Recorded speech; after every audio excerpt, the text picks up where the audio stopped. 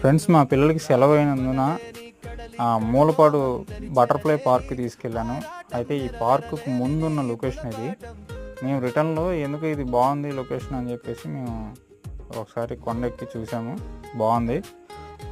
చాలా చక్కటి ఆహ్లాదకరమైన వాతావరణం. తర్వాత పార్కులో కూడా చాలా చక్కగా పిల్లలు ఎంతసేపు కావాలంటే అంతసేపు ఆడుకునేంత మంచి మంచి ఆట వస్తువులు పెట్టారు. పిల్లలకి బోరు కొట్టదు, పెద్దలకి బోరు కొట్టదు.